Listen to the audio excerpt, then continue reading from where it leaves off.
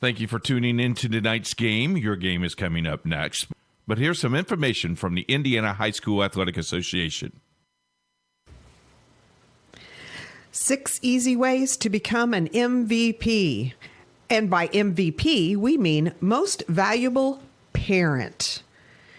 Like all of us, the parents of high school athletes tend to protect their children from adversity, or they overly involve themselves by advocating for their success. But when they do, they're negating the value of participating in high school sports. Among other lessons, high school sports teach teenagers to take nothing for granted, how to overcome obstacles, and that an extraordinary commitment of time and effort is required in order to reach goals and experience achievement. High school sports also encourage independence and self-sufficiency, attributes that are needed to be successful in life. It's natural for parents to love their children, and it's important to support them in as many ways as possible. With this in mind, here are 6 easy ways that you can be the MVP of your child's high school team. Number 1, attend your children's games as often as possible. Nothing demonstrates interest and involvement more than being there. And be sure to invite Grandma and Grandpa to come along with you. Number 2, cheer for all the kids on the team, not just your own. Here's a test for you. Do you know all the players on your child's team? Could you say hello to them by their first name? Embracing the entire team is a great way to show that your interest is sincere. Number 3, be a resource for your child's team. Does a teammate need help with transportation? Is the team trying to raise money for new uniforms? Is someone needed to organize a pizza party before the tournament starts? Maybe you can help. Number 4, try not to criticize the coach or the officials in front of your child. Hey, you're human, and there may be times when you need to vent, but be careful when and to whom you do it. Criticizing the coaching staff undermines its credibility and tends to put your child in the middle. And games are seldom won or lost because of an official's call. Remember, coaches and officials are objective. Most parents are not. Empower your child to talk with the coach about concerns. Everybody wants more playing time, and understandably so. But encourage your children to have that conversation with their coaches instead of you doing it for them. Giving teenagers the confidence and conviction to speak up for themselves is one of the greatest benefits of participating in high school sports.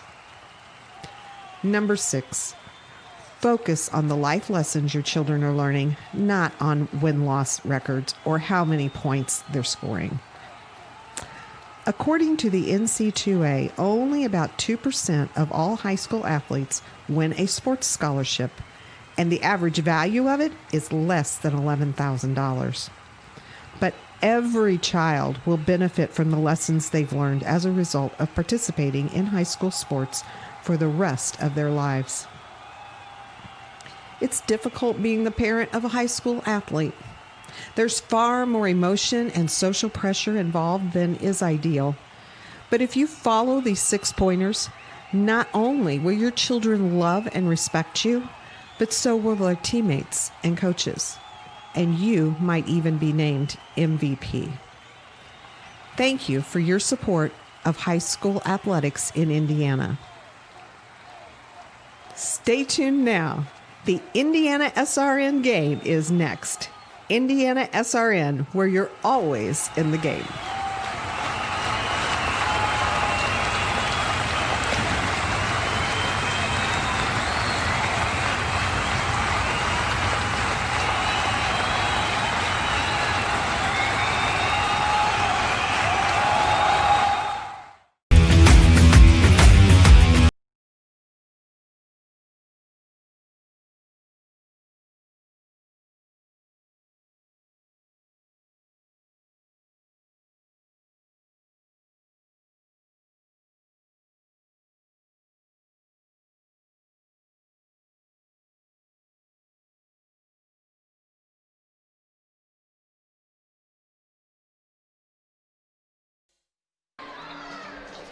And a pleasant good evening, everyone, and welcome to another exciting edition of Indiana High School basketball here on Indiana SRN. Heritage Christian High School, the site for tonight's festivities, as the 2-3 Eagles of Heritage Christian get set to do battle against the 1-1 Bishop Chatard Trojans. Hi again, everybody. Jimmy Cook alongside Bill Ludlow. So pleased you've chosen to spend part of your Friday night with us here on Indiana SRN.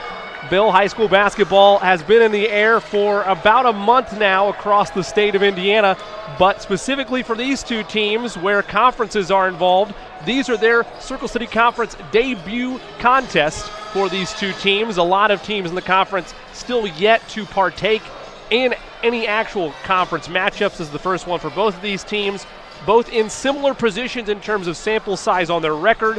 Heritage Christian 2-3, they've got 5 games under their belt, just a tick under 500. Meanwhile, Bishop Chatard 1-1, sit at 500, but just 2 games on their plate so far. So both very early in the season as they approach this opener in the Circle City Conference season. You know, I talked to Taylor Weyer, the head coach at Bishop Chatard.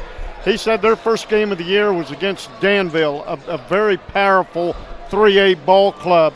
A lot of people wanted him to cancel that game due to the fact that Bishop Chatard boys played football for they are the state champs in 3A, and you know he wanted to go ahead and play them, and they did, and he said they learned a lot from the thrashing, I guess you could say, against Danville. They lost that one 81-53. They're learning as just the same as Corey Jackson, the head coach at Heritage Christian. They are learning with their young squad also. So it's going to see how these two squads pan out. And probably the person or the team that has the ball last probably going to end up winning this game. That's a very interesting correlation you make there, because you mentioned Danville being the opener for Bishop Chatard and that being a shellacking for them, playing up in class, an 87-53 loss on the road. On the other side of things for Heritage Christian, they do almost a carbon copy, the same exact thing. They open the season on the road against Columbus North, a Bulldogs team that hits 9 threes in that game, and they shellac them as well, 79-45. Not nearly the same thing in terms of the football pedigree and having that many losses, though we did talk about off-air a couple here or there. But nevertheless, both of them open up the way you should in high school basketball in a state where everybody makes the postseason. You're doing yourself a disservice if you're out of conference schedule and your early season matchups aren't preparing you for that second season. Right, and I like the way these squads open up with stronger opponents, because that gives you kind of the measuring stick on how things that you can correct throughout the year or early in the year and where we stack up as the season goes on. For this Heritage Christian team, we mentioned them coming into the contest at 2-3. Their last time out, they faced a Park Tudor team that is, in terms of hype around that community, generating a similar type of buzz to what has been arguably the most dominant 2A program the last decade in the Park Tudor Panthers, reminiscent of some of the hype that was around those championship teams that won, I believe, 4 out of 6 state titles in a 6-year span. They lose 71-38 to them, but it was the best opener of a game that we've seen from Heritage Christian so far. They got up 7-0 in that ball game. They got contributions from Mason Kay getting the start tonight. Andrew Wiggins was involved, as was Miles Colvin and Jack Belt. So they're still trying to find their footing. You've been around the game a long time, Bill. How hard is it for a team like this, knowing you lose 90% of your scoring a year ago? We'll talk about the starting lineup a little bit, but a teaser, another change in the starting lineup, the 4th change so far in 5 games. How do you continue to try to find your early footing, knowing maybe this isn't a championship year, but there's so much basketball left ahead of you this season, almost anything's possible?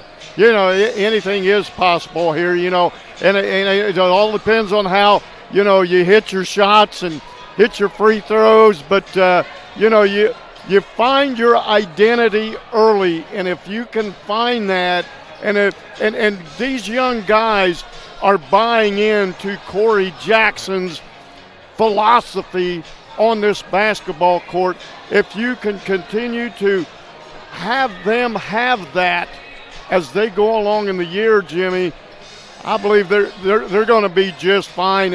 And you know, as things go on, as the year goes on, I'm watch out for Heritage. Right, for sure. You know, right now you don't have a target on your back, so you can play any way you want. If you come in with a target on your back, everybody's shooting for you, basically, you know. It's not as easy for a young team like that when you have those kind of expectations and pressure on you. Where they Right. are right now, they don't have that kind of burden. Right. And then, but here's the thing. If you get that big confidence, Right. you got to watch out. Don't let your head swell too big. Right, exactly. Because somebody's going to bring you back to earth real quick, Jimmy. You know that. Oh, yeah. Got to stay on a level playing field and a level-headed mindset, that's for sure. On the other side, with Bishop Chatard, you mentioned you talked to Coach Weyer briefly today, and you mentioned the absences or reinsertions into the lineup with the football season being over. That's always a tough task for any coaching staff when you're – I love to see the multi-sport athletes. I don't think we see enough of it in today's society. That's always a tough aspect, though, especially a Chatard squad that, while they're more known for their play on the gridiron, they've been pretty good on the hardwood the last decade. They have, and I think one of the things Weyer, they call him Coach T, so that's what we'll call him tonight, Jimmy. Coach T says that, he's trying to change the culture a little bit at Chatard as far as getting back on the winning track. Right. And one of the guys, and we'll mention this at the starting lineup, but Edris Redmond has been around, I think, forever, it seemed like. Every time I went and did a Chatard game, there was Redmond. Right. I'm like, when? One of those seniors that by year 4 it feels like it's year 8. Now I know what you're saying. A redshirt freshman. Exactly, How's that? exactly. But they're going to rely on his leadership tonight to get on track here and get above 500 with a victory tonight. Well, they're coming off a 69-49 victory against Indianapolis, Washington, so they at least have one win on the column. We mentioned scheduling-wise already 5 games underneath the belt of the Eagles, that due to holiday tournament play that they took part in over the Thanksgiving holiday. Bishop Chatard did not partake in such tournaments. They kept their schedule, like we mentioned, light. Probably part of that reason was because of the exchange from the football season, getting everything over, having more games in the middle body of work of your schedule, whereas Heritage Christian will have less of those. So they at least have a win underneath their belt. Confidence is brewing, and almost the exact opposite of the Heritage Christian roster in that there are plenty of seniors and upperclassmen on this Chatard bench and in their starting lineup. Yeah, one of the things you got to do is you got to rely on your senior leadership. So, and what's great about this, Jimmy, is these seniors, Coach T's coming in his first year, and they brought him in with open arms. He was coach like the JV team or something a year ago, so they know a little bit about him, but knowing he's wanting to change the culture, I'm all in, Coach. I'm buying into you. That's the first really hurdle or wall for any first-year coach. If you can break down that wall and get everybody to buy in, you at least have your foundation to try to build success, that's for sure. I learned something about Coach T, too, talking to him. He was a walk-on at IU when Coach Tom Crean was down there. Wow. He was with Victor Oladipo. So, I think Coach T knows a little bit about Coach, right? Sure, about basketball. No doubt about that. We're going to step out for the first time here on our pregame show. When we come back, we'll go over a little bit of the history between these two teams, some exciting notes and factoids around a rivalry that's been going on since 1995. All that and much more upcoming after this. It's Heritage Christian hosting Bishop Chatard in both of these teams' Circle City Conference opener, and it's on Indiana SRN.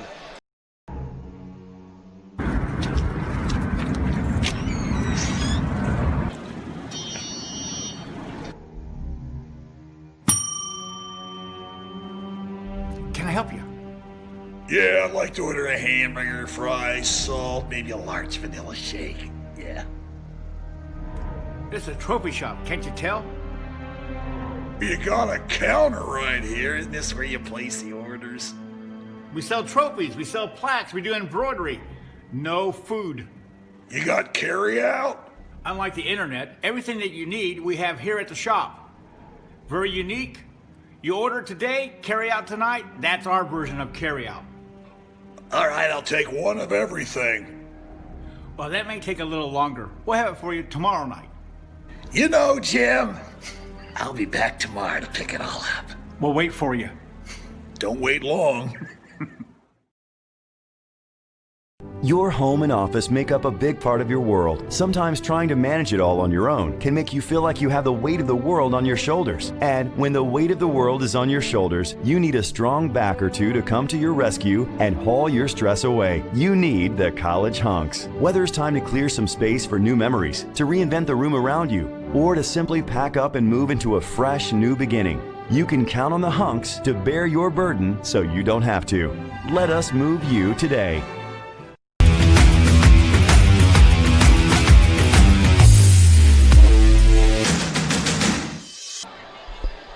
Welcome back to Heritage Christian High School, the side of the Circle City Conference opener for both of these teams, Heritage Christian and Bishop Chatard. Jimmy Cook alongside Bill Ludlow as our pregame show rolls along. This is a parochial matchup between Bishop Chatard and Heritage Christian, and it's been a series that has been ongoing since the 1995-96 season. Let's briefly take a look inside of those historic trends and numbers. The biggest thing right off the page that will jump out at you is that in the last 6 meetings between these two schools, the road team has won all 6, so 3-3 even on the mark are both of these schools. The last time that Heritage Christian actually won on their own floor, you have to go all the way back to the 2003-2004 season. The all-time series marks, Bishop Chatard leads it 14-10 and have won 9 of the last 14. And the last time in general we mentioned that it's been 3-3, all 6 road wins, the last 6 meetings. The last time either of these two teams won on their home floor, that's back in the 2012-2013 season when it was a 48-45 Bishop Chatard victory at Bishop Chatard. Only other note is that last year, that was a Heritage Christian win. They defeated Chatard on the road 53-38. So as we bring Bill Ludlow back into the fray, both these teams, they know each other well. They've been through the peaks and valleys of each of their respective programs. Heritage able to lock up a victory last year with one of their best teams in recent memory, capturing a sectional title last season. So they've all seen their fair share of one another, but that's always an odd stat when you see, man, home court apparently means nothing when these two get together, especially over the last 6 years. If I'm Corey Jackson, I'm going to say, let's not, even if the players know about it, let's not worry about that. What you have to do on any given night, if you're playing at home, you have got to take care of home field or home court advantage. And I think it's going to start here tonight with a Heritage Christian win. I know those type of factoids are more just for you and me and the folks at home, and the coaches probably don't care heads or tails with it. But it should be noted, and there aren't many seniors on this team, so most of them would have been freshmen when this happened.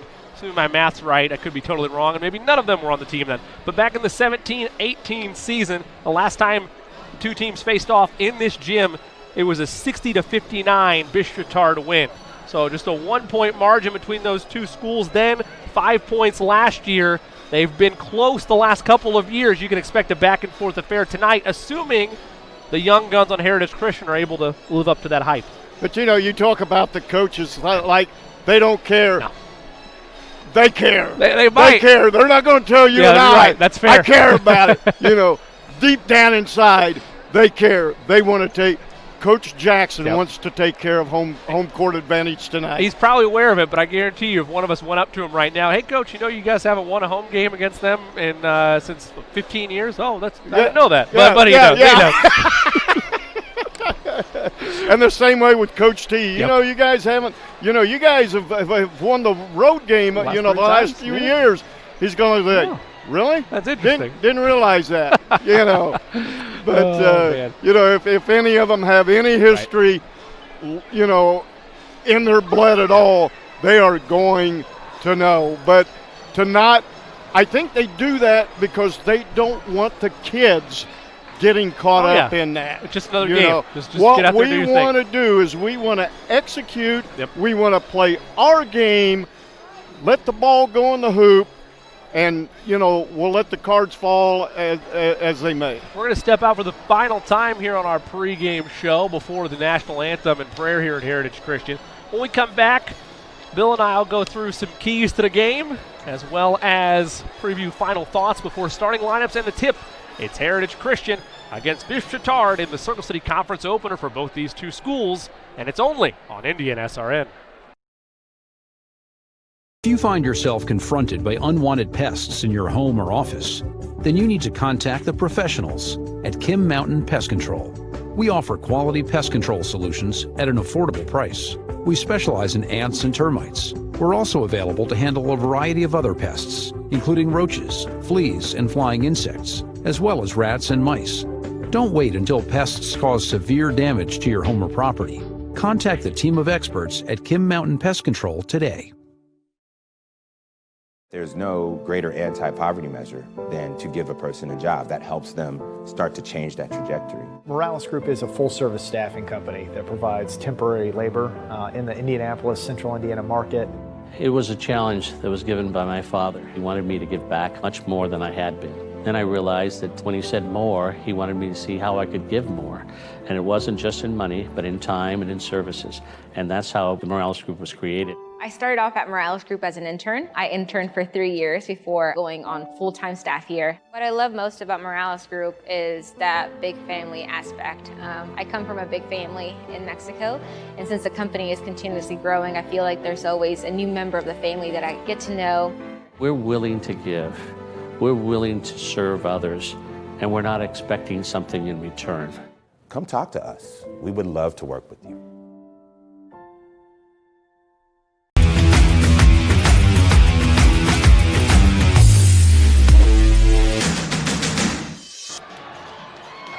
Welcome back to Heritage Christian High School as the host Eagles take the floor for the final time in their warm-up routine. Jimmy Cook alongside Bill Ludlow here from Heritage Christian High School between this Circle City Conference opener of the Heritage Christian Eagles and the Bishop Chatard Trojans. Before we go any further, let's go inside the mind of Ludlow. Time for Bill's keys to the game. Bill. Well, I talked to Coach T before the ball game, and I asked him about what he thinks, the keys to the game tonight. He wants to play hard, and he wants to set his tempo, and we know what their tempo is. It's getting out fast, starting fast, and, and he wants to bring back the winning culture at Chatard. Right. So, playing hard, set your own tempo. Then you turn the page, Jimmy, to Coach Jackson. He wants to start his tempo also. He knows that Chatard gets out fast, so they've got to be able to slow the tempo down, play to their game, right. And then they got to stop the very good guard penetration that Chatard has. If they can do that, if they can do two of those things, they could come out of here with a victory tonight. It's going to be very interesting to watch for that. It should be noted, and this isn't me strategizing or giving coaching advice. We didn't get an opportunity, or at least myself didn't get an opportunity to ask Coach T this question, but if you've watched any film, and again, this is the third Heritage Christian game that we've been involved with so far in Indian SRN, at least on the webcast. So this isn't new. This isn't like some trade secret we're throwing at you. They've struggled against the zone defensive look mightily this year. Do you expect, assuming Coach T's watched his fair share of film, do you expect to see any of that tonight from them? I think what he's going to do is from my perspective, right. I don't think he's going to come out in a zone. Right. He's going to see what Heritage throws the first few minutes of the game. If Heritage starts to pull away a little bit, then watch out. Coach T is going to tighten things up on the defensive end with that zone defense. And we did see when the Eagles traveled to Park Tudor to take on the Panthers, they first saw a man-to-man defensive look that got out to a 7-2 run in the opening stages of that first quarter. So they definitely feel like they can gel a little bit better against that man-to-man look. It's going to be very interesting to see how everything unfolds this evening. As we mentioned, a lot on the line for both these teams. It's been a long 14 years. Actually, sorry, make that 15 years since Heritage Christian has gotten a win against Bishop Chatard on this floor, and it's been all road team wins in this series the last 6 meetings. We'll step away for the final time. When we come back, we'll have lineups and the tip. You are watching Indiana High School basketball on Indiana SRN. Never miss a big game by downloading the IHSAA TV app for free on any device. For your iPhone or Apple TV, check the App Store. On your Android or Android TV device, load up the Google Play Store. Have a Roku or Amazon Fire Stick? We have the app for you. Check us out on Facebook Live, Twitter, or YouTube Live by searching for IHSAA TV. Or as always, click to IHSAATV.org for quick and easy access to your favorite IHSAA live and archived events. Becoming a licensed sports official is a great way to make a positive difference in the community and support the over 160,000 Indiana student athletes that participate across 22 IHSAA sports. Sports officiating allows you to stay connected to the game, become a role model for our young student athletes, earn extra money, and support the patrons and communities of our IHSAA member schools. To learn more about becoming a licensed IHSAA official, log on to ihsaa.org/officials today. Want to know what I like best about playing basketball for my high school? I like it because it's a place where my friends get to see me play. I like it because I'm playing for someone besides myself. I'm playing for everybody in my school and every person in my community. Indiana High School sports.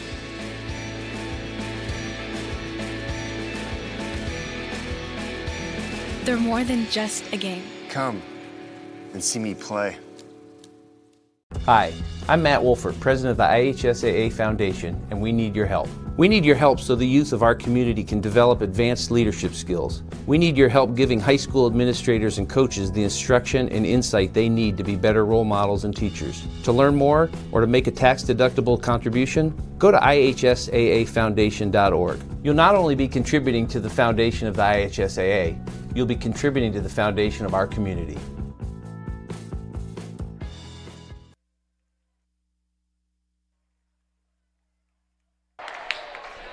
Welcome back to Heritage Christian High School for the Circle City Conference opener. For both these teams, the Heritage Christian Eagles and the Bishop Chatard Trojans. Before we go any further, let's take a look at the starting lineups for both these teams. Starting first with the Bishop Chatard Trojans. The Trojans throw at you a guard-driven lineup, starting first with the 5'9 junior, Noah Carter, number 5 on your roster sheet. Number 10, Ed Reese-Redmond, one of Bill Ludlow's players to watch for tonight, a 6-foot senior guard. At the forward spot, a 6'3 junior, number 22, Elliot Kulbus. At the other forward position, a 6'4 senior, number 24, Sam Ritchie.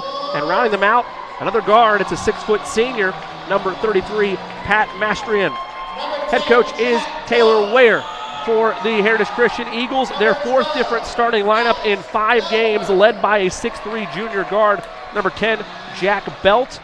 At the center position, number 34, Mason Kay, a 6'5 sophomore.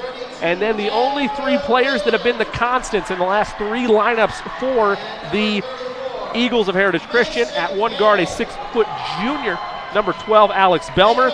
At the forward position, a 6'2 sophomore, number 30, Zach Schlemer. And another forward, the only freshman in the starting lineup this contest, a 6'4 forward, number 32, Andrew Wiggins. Head coach of the Eagles is Corey Jackson. The Eagles will be in the traditional white home jerseys, blue numerals, and the black trim. Meanwhile, the Trojans on your screen in the traditional navy blue road jerseys, white numerals in redding, and the black trim. Jimmy, before we get to tip-off, the Heritage girls defeated the Chatard girls 47-35 in the first game here. So we got a double here, varsity, the varsity girls and the varsity boys. Always good to get a little bit of a sweep there. That'd be on the minds of the Eagles. It'll be Sam Ritchie at 6'4 for the Trojans to jump it up against the freshman at 6'4, Andrew Wiggins. Circle City Conference play underway for both these teams, and the tap is controlled and taken by the Trojans. We mentioned Bishop Chatard 1-1 coming into this contest. Still a very young season for them. On the other side, the Eagles already 5 games underneath their belt. Noah Carter, the guard, has it at the top. Little pump fake action, and he traveled. Applause directly from Alex Belmer. He's happy he's able to help the Eagles force that turnover there. And the Heritage Christian offensive attack will get their first look. It is a man, Bill, just as you thought it might be. A man defensive look shown by the Trojans. Tough defense for Heritage down there. 3 in the air. 3 just long of the mark by Jack Belt. The rebound chased down by the Trojans. Up the way comes Redmond. He kicks it right side, and they'll reset. Mastery in a long shot. That's off the mark, and a loose ball foul is going to be called against Edreese Redmond. He made a little contact there with Schlamer. So it'll be the first foul of the game by either team, and the Eagles will walk it up the length of the floor. Looks like right now the lids are on the basket, Jimmy. Somebody's got to get them lids off there. Yeah, both the opening shots by these two teams, not the best of looks, but not bad looks either. As Bill mentioned, iron unkind to this point in time. They'll feed inside to Mason Kay. Had a lot of success doing that against the Trojans. He tried to kick it back out. Redmond the steal. Redmond the drive. Lays it up and in with a little bit of contact. And the Trojans draw blood first. They like to try to go outside in with it to Kay, as we saw there to the Eagles. But Kay tried to go back out with it, and that pass was just mistimed. Redmond read it the whole way. Yeah, it's like he was in his back pocket. He knew where that pass was going. Trojans showed a trap a moment ago. Schlamer tried to force the issue inside. He had it taken away. Third turnover of the game for the Eagles. Up the way come the Trojans. Catch and shoot 3 in the air. Richie long. Board tapped, and it'll fall. Bodies on the deck. There's 2 Trojans and an Eagle there on the ground. It'll be a jump ball tie-up, as hitting the deck was Schlamer and Richie, both there for the Eagles and the Trojans respectively. Physicality at peak levels so far to open this one. Not surprised given the history between these two schools. 3-1 on the turnovers, and there's another turnover by Heritage. Yep, Wiggins threw it away. He tried to get it to, he tried to get that pass to Belt, but Belt was fading to the corner. Not only that, Belt was fading to the opposite coffin corner there, as it's commonly referred to. So it was likely going to be a turnover either way. Instead, it's just thrown away, and Carter receives the inbound from the Trojans. Redmond at the top. That matchup assignment going to be a tough one tonight for Belt, but he's hanging true so far, fighting around some screens. Richie tried to put it on the deck. Nothing going for him, and that might have been a travel. Another turnover. It is again. This is the second game in a row, Bill, and I don't know if you've seen the trend as well in the games you've done so far this season, where I've seen the officials make a huge emphasis on that step before the dribble. Yeah, when you go hit the bucket. They're being very spot on that. Of any slight movement of the feet before the dribble, they're calling the travel right away. That was the point of emphasis this year for the officiating crews, and they are definitely calling it. Doing a good job of it so far. Belt puts his head down, floater up, can't get the friendly rim, rebound Wiggins, and he's fouled. Couple different Trojans down there. I believe that's going to go to Sam Ritchie. Let's wait for confirmation. No, it will not. It'll instead go to Elliot Kolbus, the junior. That'll be his first, and it'll send Andrew Wiggins to the charity stripe for 2 to try to tie this game up. Wiggins, a freshman. And he misses the first one.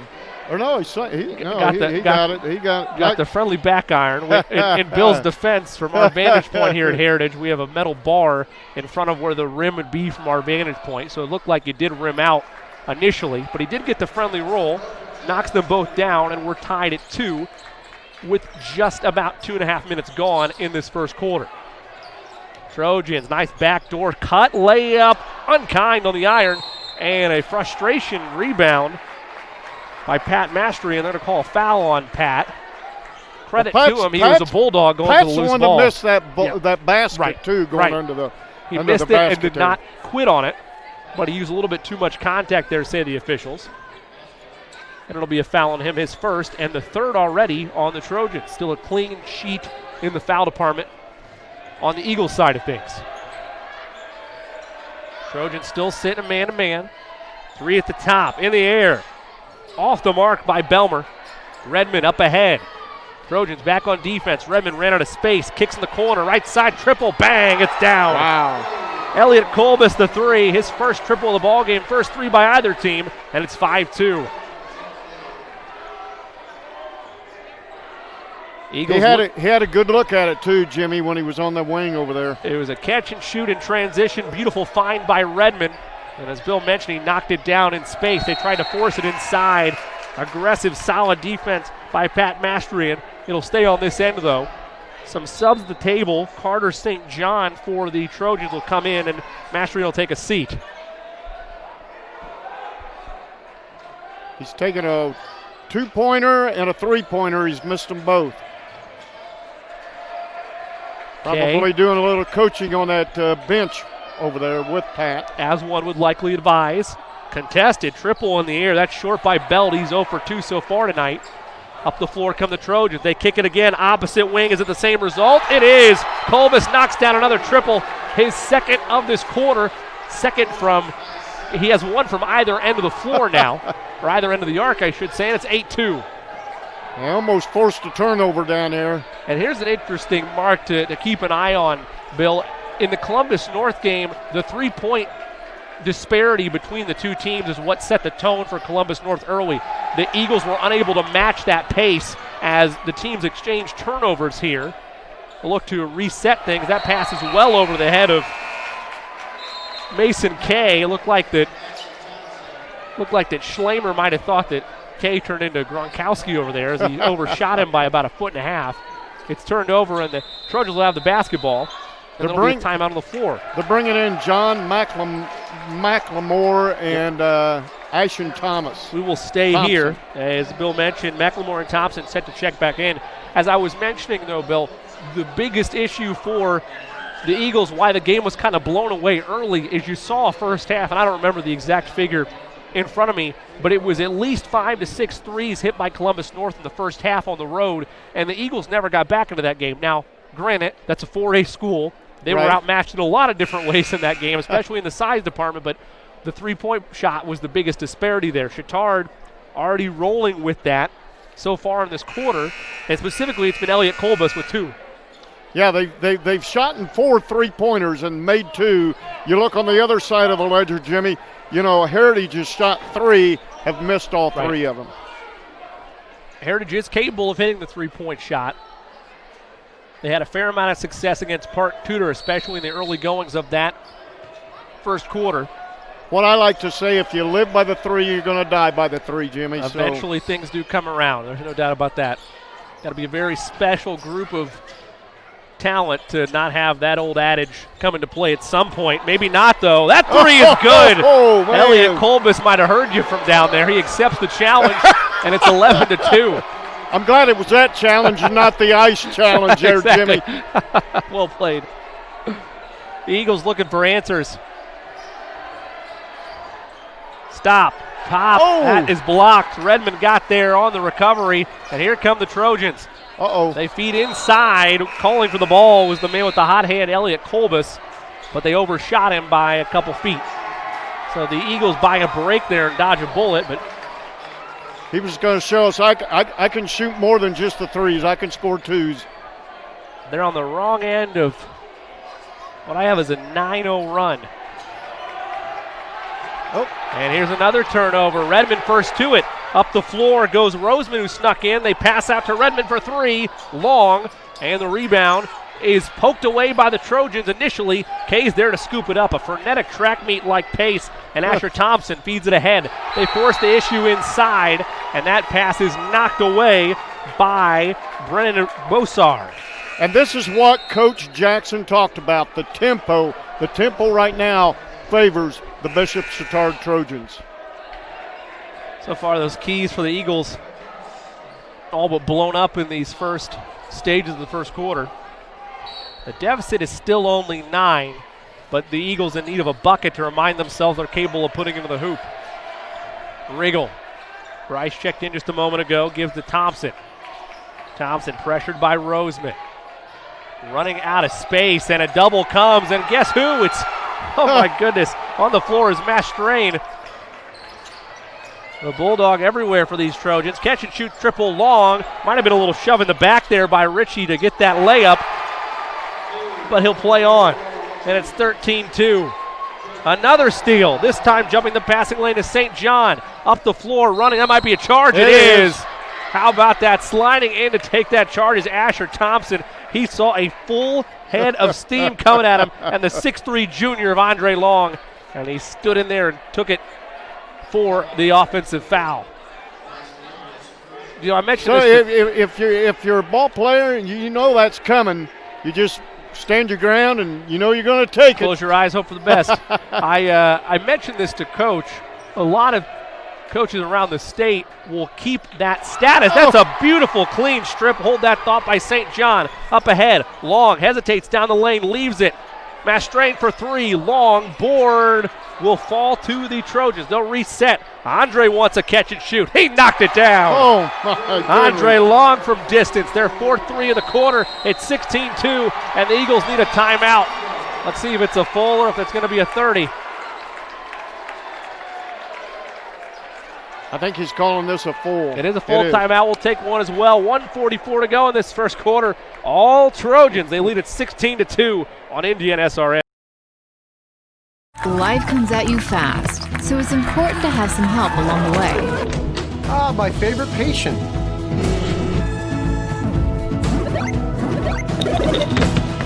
Ah, my favorite patient. When the dust settles, it doesn't always end as anticipated. Embrace the journey and care for the ones around you. My favorite patient. For everything else and every stage in between, my favorite patient. Methodist Sports Medicine is here for you.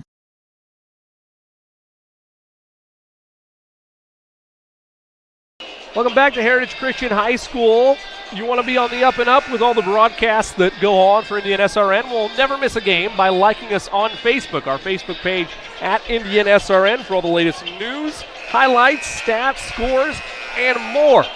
1:44 left to go in this first quarter. We mentioned in this series between the host Eagles of Heritage Christian and the Trojans of Bishop Chatard, last 6 meetings, all road wins. Well, so far we're towards that trend. The Trojans lead at 16-2 on the back of 4 3-pointers, and the Eagles are looking for their first field goal still of this ball game. Coach, how do you settle a team down in a timeout like that, knowing your only points so far are from the free throw line? No field goals yet underneath your score box. You just got to continue to keep working. And I thought he had it right there. So did I. John McLemore just a tad too strong, but the Trojans with a rare turnover in this corner. They tried to get into the fast break a little too quickly, threw it into the student section. So the Eagles will get another crack at it. Turnovers galore here in this first quarter, Jimmy. And searching for answers is Coach Jackson. He's going to get 3 free throws on this. Miles Colvin, the freshman who started last game, was out of the starting lineup tonight, is inserted after that timeout. He has a 3-pointer in the corner that is contested, and a foul is called against, I believe that's Mastrain. It was Mastrain. That's his second. It'll be 3 shots for the freshman. Miles Colvin, in terms of playmaking abilities and misfires on that first free throw, has a very nice crossover, has that get-to-the-rim speed, can create separation and get the shots he wants, but it's all still very raw right now, Bill. And if you talk to Coach Jackson, he'll say the same kind of thing as a 13, 14-year-old ball player, has the potential to be something really great, but he's still building up his game from the fundamental level on up. And what a time to do it against a conference rival like this. Well, they tried to bring in Kelly Woods when Colvin missed that first free throw, but they said, no, you got to go back. We'll bring Mastrain back. And then he made the second one, so now they bring him in. That shows where our mindsets are, you and I right now. I wasn't worried about the sub at the table. The student section for the Eagles were all seated, and I wonder, I'll never be able to prove this, I wonder if they were going to do a silent 10, that like what Taylor University, I believe it was Taylor University. Yeah. I wonder if they were going to do that But then they realized there hadn't been a field goal yet, and they decided to cheer on the third point instead. Unless it was a silent 3, which it could have been. But now the student section's back in as there's a shot knocked down by the Trojans. That makes it 18-4. Redmond put that one in. Ed Reese Redmond bumps that lead to 14 as the Eagles still looking for their first field goal of the game. In a world of trouble is Thompson. Almost turns it over. They'll get it over to Colvin, who will try to make a play with it. Picks up the basketball. The defense is just truly suffocating this Heritage offense right now. McLemore searching for something. Riggle gives back to Thompson. They play keep way around the corner, and that's stolen away. Off to the races is St. John. He hesitates, floats it up there. No, put back no by Redmond. He got it back, turns away, and lays it up and in off the offhand. Redmond with the last 4 points, final seconds of the quarter. Miles has to get it in. They do. They don't know the clock situation. They better. And that'll end a dominant first quarter by the Bishop Chatard Trojans. A 20-4 first quarter advantage, the most points given up by the Eagles in a single quarter this season. They trail by 16 at the end of one. Stay with us. You're watching Indiana High School basketball on Indiana SRN. Hello, my name is Sean Kroll, and I've been a part of the Indiana SRN family for the last 9 years. Last year, we streamed a record 326 sporting events around Central Indiana. All the other guys broadcast basketball and football, but we at Indiana SRN also air volleyball, softball, baseball, and even golf. But we need your help. To continue our mission, please help us by contacting Coach at indianasrn.org. Indiana SRN, where you're always in the game.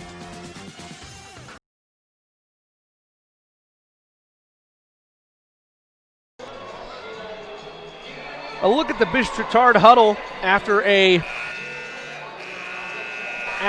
stellar first quarter in which a 20 spot put up against the Eagles.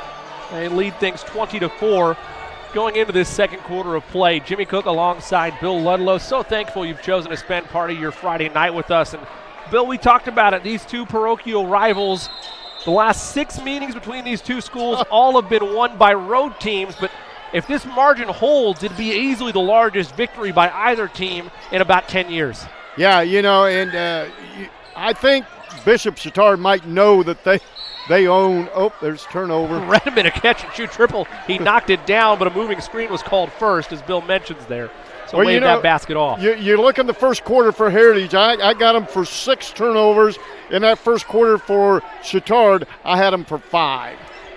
I'll tell you what, Chatard made the play of Heritage look like 15 turnovers versus just the 6 there. And the 5, I'm surprised they turned the ball over at all, the way things rolled for them. Another catch-and-shoot triple. Carter knocked it in. Oh, my goodness. Noah Carter, the 5th three-pointer of the night for the Trojans, and it's a 19-point lead. And you said in that first game it was 9 three-pointers that kind of bit them. They're well on pace for that right now.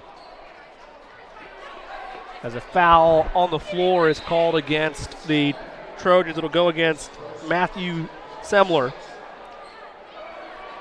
His first foul on the team's 6th. It's easy to say this, but if you take away the 5 threes, that's an easy thing to say. It's 8-4 right now. I mean, so the 3-point disparity that the Eagles have faced in now 2 of their first 6 games so far is palpable. There's a catch-and-shoot 3 that drops. John McLemore gets the first field goal of the game down for the Eagles, and it's of the 3-point variety. They're back within 16. On the average, offensive average for Heritage, they're averaging 41 points a game. And a 3-point play opportunity for Matthew Semler. And then for Bishop Chatard, they're averaging 61 points a game. But their defense is giving up 68, where Heritage's defense giving up 58 or 51 points. Well, unfortunately, if you're an Eagles fan at home, only one of these two schools right now is on pace to hit either of those averages. And spoiler alert, Let's see, the one that's got the 25, the big 2-5 up there, Jimmy. The one that's at the quarter-century mark with 6:44 left in the second quarter. That free throw is misfired. Rebound secured by Colvin. Now, we've seen plenty of fight all season long in the Eagles. This is really a turning point moment. It's very early in the season, but this is where you find out the type of grit that you have within your roster in the early goings. Down 18 at home, in need of a couple stops. You can't steal it all away in one go. You got to slowly chisel at it, as that's a three-pointer travel in the air and a turnover called beforehand, as Bill mentions. That's the old adage I always liked, Bill. You have to be like a sculptor at it. You can't get this whole deficit back in one. Right. You have to slowly kind of chisel away at it, make it more manageable. Hey, let's try to get it down to 12. Let's get it down to 6. Hey, let's get it down to 4 going into the fourth. You got to manage it and get it back a possession at a time. That's just one like way to that. do it. Exactly. Triple in the air, triple knocked down for Jack Belt. Good call there, Coach. Second three-pointer, and one. Another three-point play opportunity. This time it goes to Noah Carter. He got the circus layup to go, and a chance for an old-fashioned three-point play. That's not helping yourself at all, contesting and committing the personal fouls there in the act. Foul was on Jack Belt. That's going to be his first. The unfortunate part about that is, I believe it was Belt that knocked down the three-pointer just a moment ago. It was either Belt or McLemore. McLemore. Yeah. So Belt hit the first one. So both of them getting into a rhythm, and then you come back down and you give away a three-point play just like that. So the lead sits at 18, but the field goals are starting to fall a little bit. Colvin knows how to do it, and he does it there. That's some of the freshman flair. Colvin, a contested jumper from the free throw line. Man, the tempo, you weren't kidding, Bill. The fast pace, sometimes it's wild, but the fast-paced tenacity by the Trojans is all up and down the floor.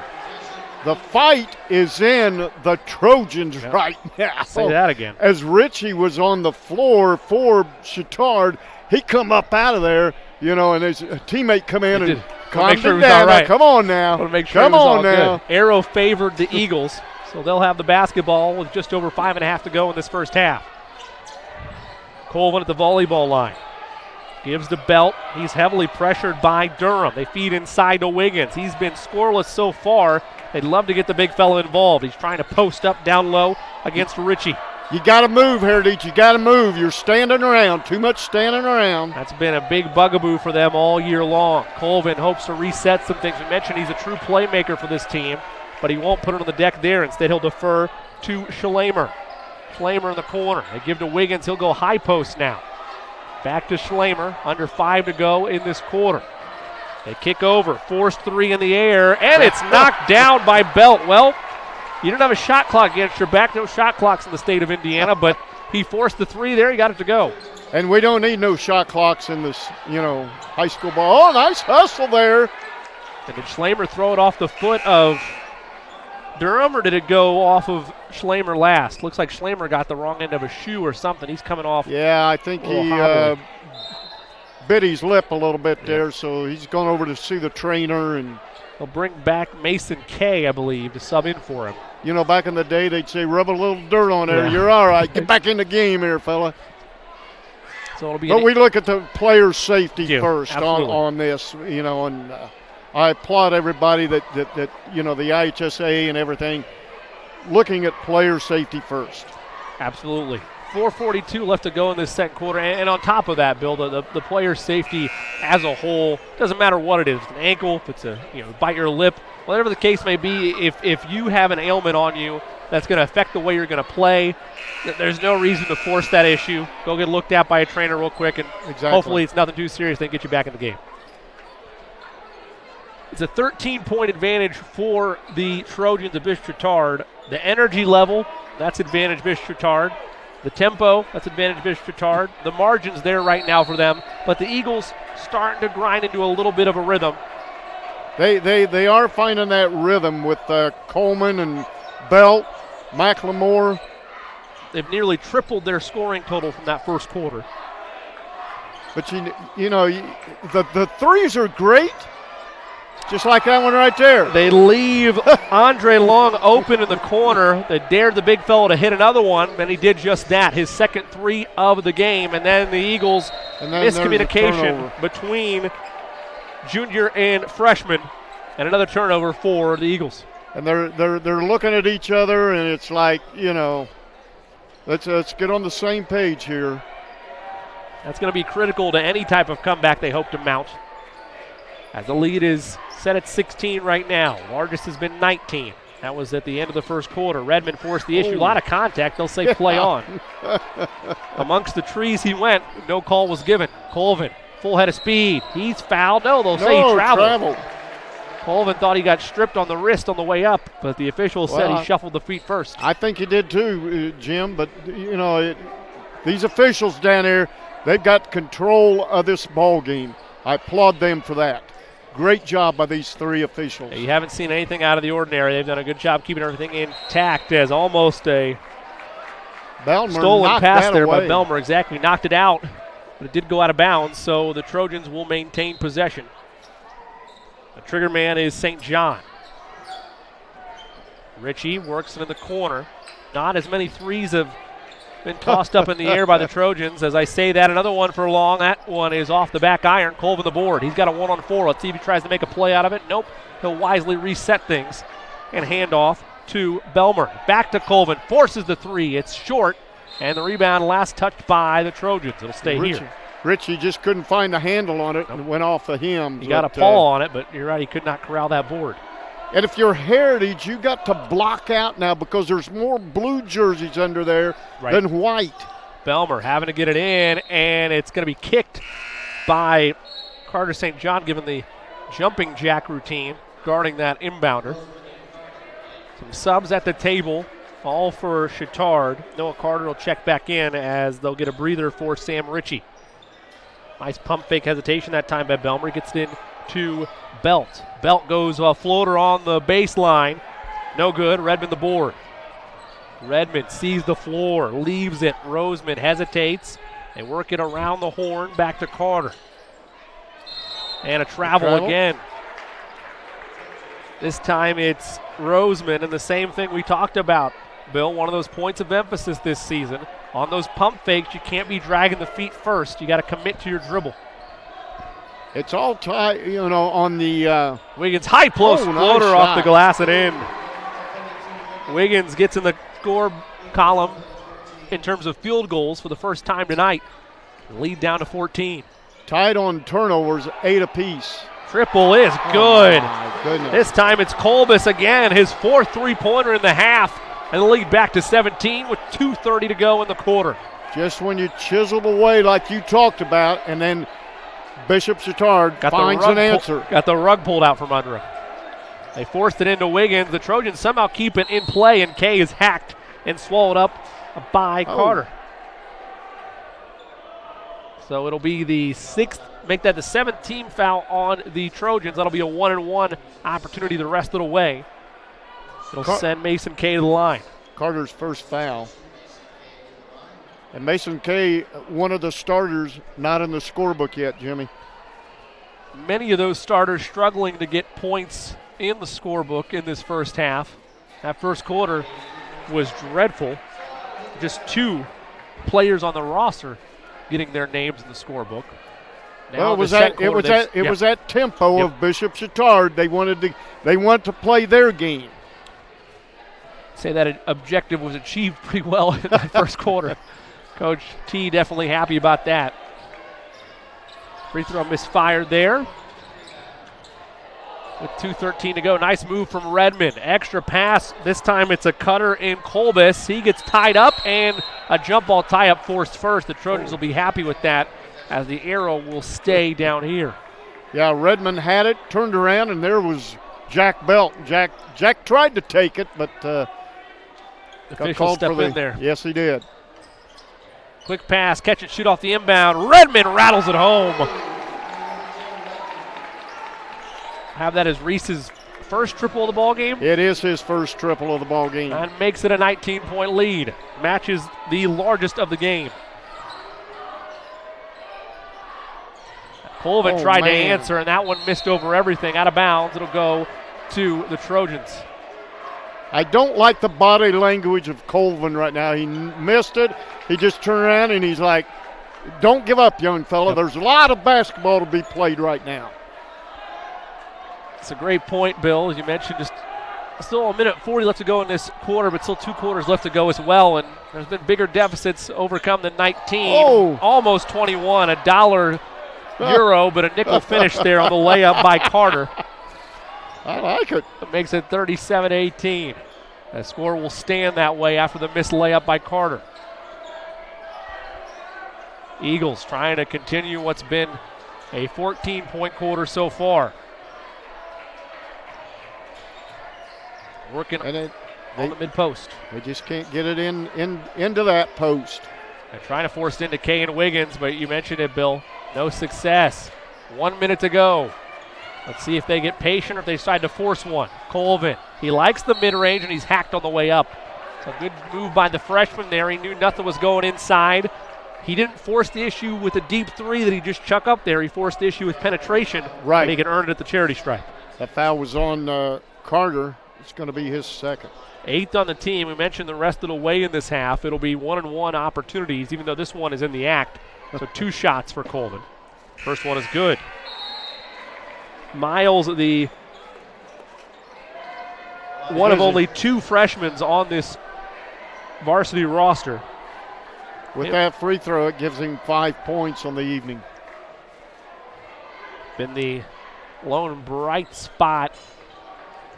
Just as I say that, I gave him the broadcast jinx there, Jimmy. He misfires on that free throw. Redmond like a bull in a china shop all the way to the rim.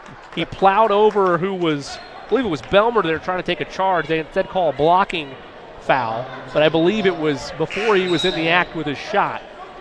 So it'll be a simple side out. Jack Belt. Good eye there. So it was not on Belmer. Instead, it's Belt there with the foul called. Riggle going to come back into this lineup. Just the 3rd team foul on the Eagles in what's been a relatively clean half of them defensively. They got to get it in, and they force it in. Colbus kicks, a little pump fake that time by Ritchie. Floater up, floater no, got his own board. No, it's poked away and secured by Riggle, who, as Bill mentioned, checked in moments ago. 37 seconds to go in the half. Eagles looking for a bucket before halftime. They can hold for one if they wish. Crowd's starting to get into it. I would hold it for one. The way the game's gone so far, it might not be the worst thing in the world for the Eagles. Riggle waiting for movement. The offense cutting a lot more than they did in the previous quarter and a half. They find a shot by Belmer. Too long. Rebound is going to be secured by Ritchie, and an over the back is called.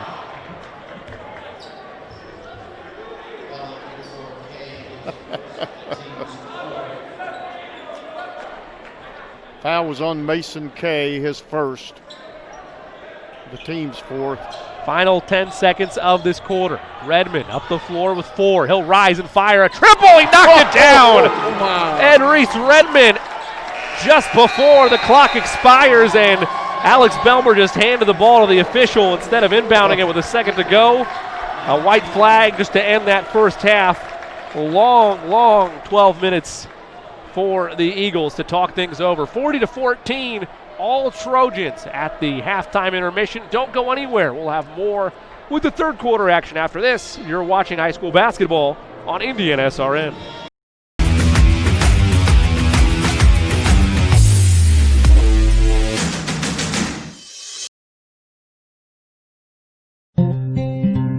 If we've seen one thing in the story so far, it's that after things went wrong in the garden, the relationship between humans and God was less than perfect.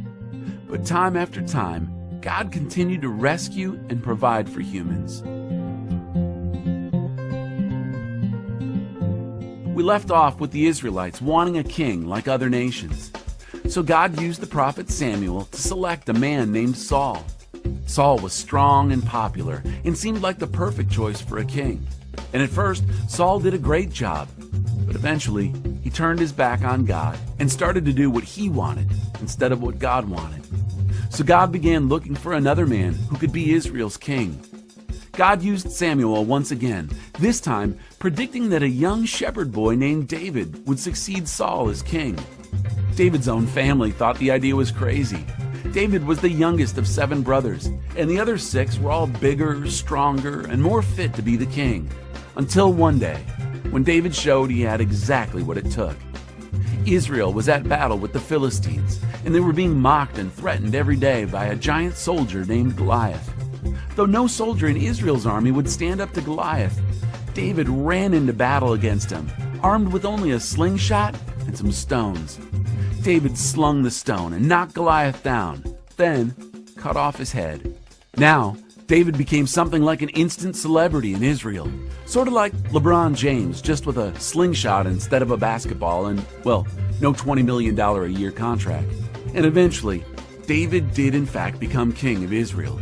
He was a totally different kind of king than Saul was, committed to God and committed to being the blessing to others that God had always wanted Israel to be. He wasn't perfect, but he was somebody who loved and followed God. Eventually, David passed his kingship to his own son, Solomon. Solomon grew up to become the wisest man who ever lived, using his great wisdom to help the Israelites make very difficult decisions, and also to write books of wisdom found in the Bible. The funny thing is that even with all that wisdom, Solomon made his share of mistakes as well. He married women for political alliances and protection instead of trusting God.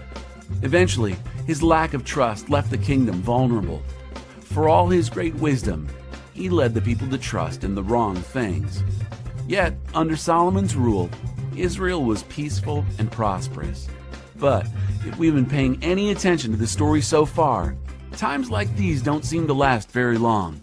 It was only a matter of time after Solomon died that Israel would find itself in a whole new world of trouble.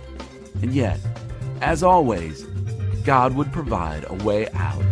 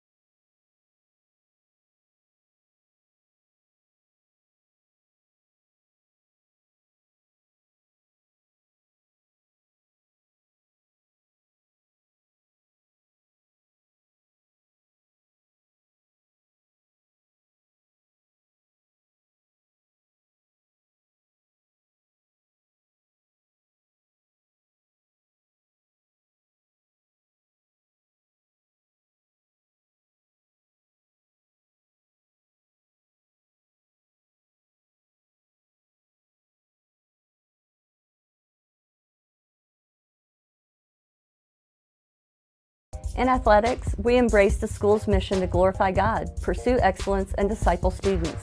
This mission is at the core of who we are, driving our students and coaches to pursue athletics in a distinctive way that brings honor to Jesus Christ. Athletics teaches students about the value of competition, about teamwork and goal setting, about respect and hard work. The privilege of interscholastic athletic participation can be one of the most rewarding experiences in a student's life. The responsibility associated with this privilege can help the student athlete maintain proper perspective and serve as a reminder of what is truly important in life.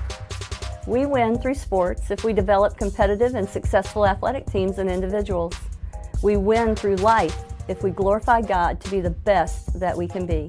As we build on our statewide reputation of athletic excellence that emphasizes sportsmanship and outreach, I look forward to seeing how God will continue to use Heritage Christian Athletics to impact our community. The greatest thing ever said about mankind was that we were made in God's image. And I've often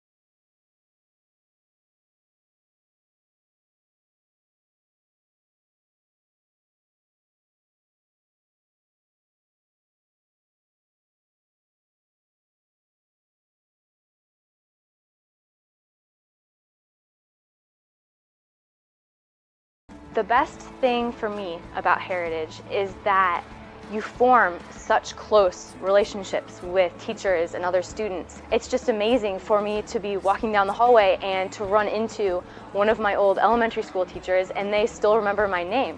They'll come up and give me a big hug and be like, "Rachel, oh, how are you doing? Like, tell me about your life." That's right. That's right.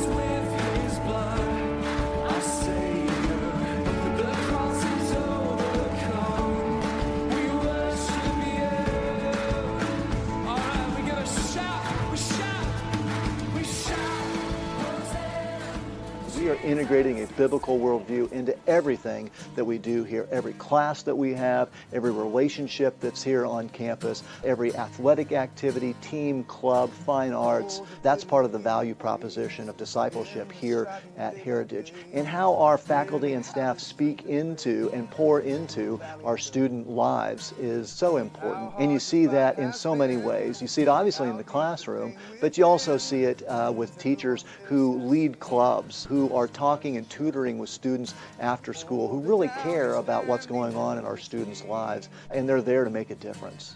I am Heritage. Heritage Christian. I am Heritage. I am Heritage. Every hurt and every sting, he has walked the suffering, he knows.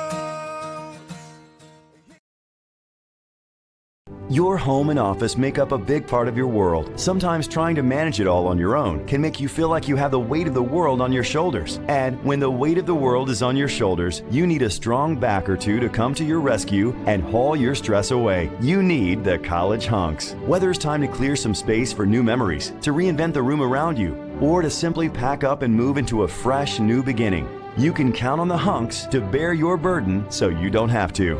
Let us move you today.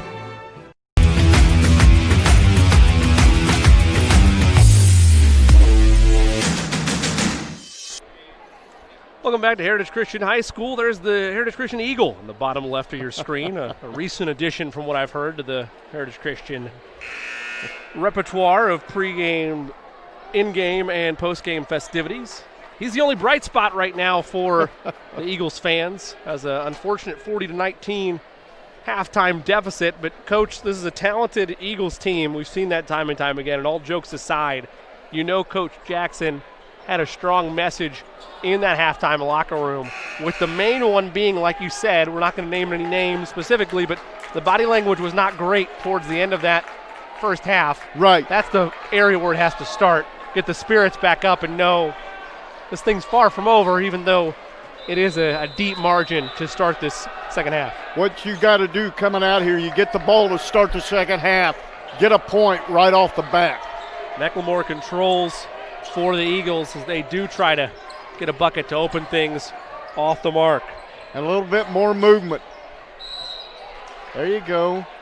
Draw some well, you didn't get inside. no points, but you got a foul. it should be noted that Mastron was called for the foul, Jimmy, and that is his third foul. That's going to be something to keep an eye on. Well, we talk about trying to get a spark into the lineup. Jonathan Dorsch, the 6'2 sophomore, assuming that Heritage has not gone and passed out jerseys elsewhere. So I'm making an assumption here because we're too high up to make that change. Jonathan Dorsch is listed as number 13 on the JV roster, and there's no 13 in the varsity roster. So we're going to assume that Dorsch is who is checked in for the Eagles to open this half. He's getting the second half start. So trying to get sparks wherever you can, Coach, as a charge is taken by the Trojans. Carter, I believe, took that charge. Yep. So not the first possession you wanted there if you're Bishop Chatard, but clearly Coach Jackson trying to push all buttons he can, bringing the sophomore up from the JV team to start this second half. That foul was on Jack Belt. Catch and shoot threes, an air ball, but it falls right into the hands of Sam Ritchie. Ritchie gets his first points of the night, and it's 42-19. Catch and shoot three to answer. That one wide of the mark. Rebound, Redmond almost had his pocket picked. Up the floor comes Carter. Carter hesitates, float down the lane and in. Wow. Noah Carter's got 8 on the night. And that's what Coach Jackson wanted to do, not let the guards penetrate, and that's exactly what he does. It's the largest lead of the game for the Trojans at 25. Redmond up and under, can't get it to go, but he followed his shot and put him on the line. You know, if you're watching this at home, young fellas, and you've seen that, follow your shots, just like Redmond did. Always track it down after you let it go. Redmond does a great job of it there, and he can convert this into an old-fashioned three-point play at the charity stripe. All in all for the Eagles, we mentioned a 23-4 deficit to end that first quarter. That's really where all the misery has happened, as a loose ball foul is called against Sam Ritchie. So it'll send the basketball back to the Eagles. That's where all the misery started. That second quarter, by comparison, you are outscored 17-15, but it's just a 2-point gap. Right. The Trojans came in, hit them right in the mouth, and the Eagles are still trying to recover from that deficit. Dorsch, a forced triple, just short, and they push it up ahead to Redmond. Nice crossover. He almost juked himself out. He'll feed it up ahead, and the Trojans will take a breath for a second. But a brief second. Three is forced, and it's hit by Sam Ritchie. He's got 5 quick ones here in the quarter. First points of the night for him in this quarter, giving him 5 for the evening. Catch and shoot for Dorsch. In and out. And a rebound by Redmond. The Trojans once again, it's a 4-on-4. Up ahead, Circus shot, no. With 3 Trojans there, the rebound is initially gathered by Colbus. Bodies everywhere. Jump ball tie-up keeps the arrow this way. How about the hustle by Bishop Chatard? Well, I tell you what, that's what Coach T wants. Play hard. That's what the Trojans are doing tonight. Here comes a host of subs in for Heritage Christian now. Wholesale subs, a platoon swap by the Eagles. Trojans have the basketball. Inbounding for them is Carter St. John. Right in front of their own bench. They go to the backcourt to get it. It's Carter. A 9-0 run to start this second half for Bishop Chatard, and they can add to it here. Redmond, top of the key. Long. Rebound secured by Wiggins. Oh, he turned it over. Beautiful read that time inside by Wiggins is going to be called for the foul.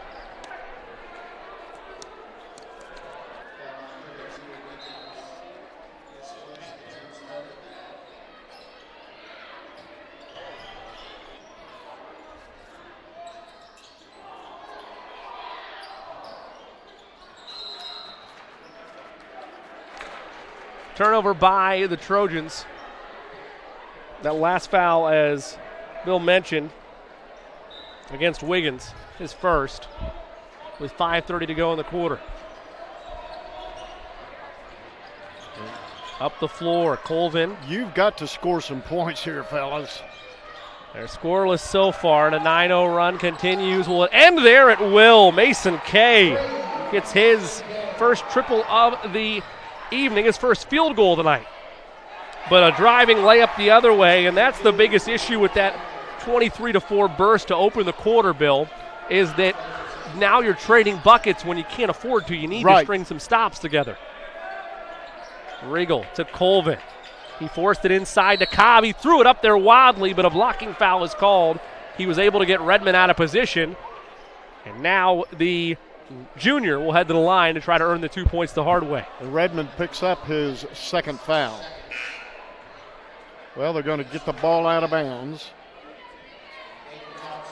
Here comes some subs in for the Trojans. We'll get them here. Looks like number 32, Long, is back in. Almost a turnover by Heritage. Largest lead of the game so far has been 30. Occurring in the early stages of this quarter. Risky skip pass. Yeah, I tell you what. Cobb secures it. Eagles lucky they didn't turn the ball over there. Colvin hesitating, trying to feel out his defender in Roseman. Riggle, locked down defense by the Trojans, but some stagnant offensive movement. Is that an and one? No, it's not. It's on the floor. Yep. Riggle hoped it would be, but he was fouled en route to the cup. So it'll be the fourth team foul on the Trojans. Foul was on Carter, and he's picked up his third. So they're starting to add up a little bit, Jimmy, for the Trojans. Only time will tell if that ends up being a factor here, as Aiden Thompson has checked into the game. We saw him in the final minutes of the Park Tudor blowout. Cobb working some post moves. No. Loose ball last touched by Carter St. John of Bishop Chatard. So it'll stay with the Eagles. Some subs there as Redmond comes back into the ball game. You kind of look ahead. The Heritage Christian Eagles will play Traders Point on the 17th. A matchup to watch for them to try to get back in the swing of things, assuming they're not able to put together a comeback here. Kelly Woods, who checked in a few moments ago, he'll rise from the elbow and knock it down. Pure jumper on display there by the junior. And the lead back to, actually at its largest point now at 31. Woods' first 2 points of the night. Three in the air by Colvin, off the mark. Everybody almost getting to the scoring column so far for this Chatard. Sure, there's been your outliers. Elliot Colbus with 12 and Reese Redmond with 12 to lead the way at halftime. Noah Johnson has just checked into the Heritage lineup. As Coach Jackson trying to find anything he can to try to turn the tide.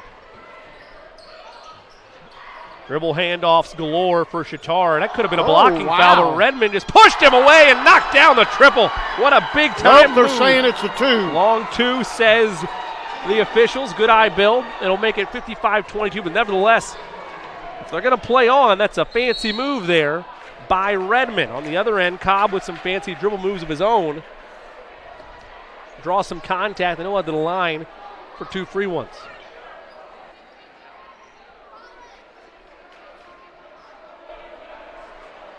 Going to the free throw line. The foul was on Richie. It's his second. So you mentioned, Bill, the fouls are starting to creep up a little bit on Bishop Chatard. A number of players with 3 fouls. First free throw off the mark by Cobb. A number of players with 2 fouls, but I mean, right now, barring them not having enough players to field a, field 5 players on the floor, it's not mattering much with where things have been offensively for the Eagles. Yeah, you just. And Cobb was able to sink the second of 2 free throws, but man, that's a big hole right now, Jimmy, that Heritage is in to come out of, especially the way the Trojans are playing hard and fast. And not even as much the speed being as prominent as it was in the first half, Bill, but you're right, it's the strength and the tenacity that's starting to kind of wear out the Eagles. That long three is missed. The rebound to Woods. Woods to Redmond to the rim. He scoop laid it up and in.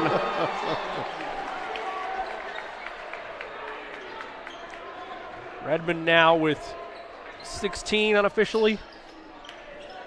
Yes. 16 for Ed Reese.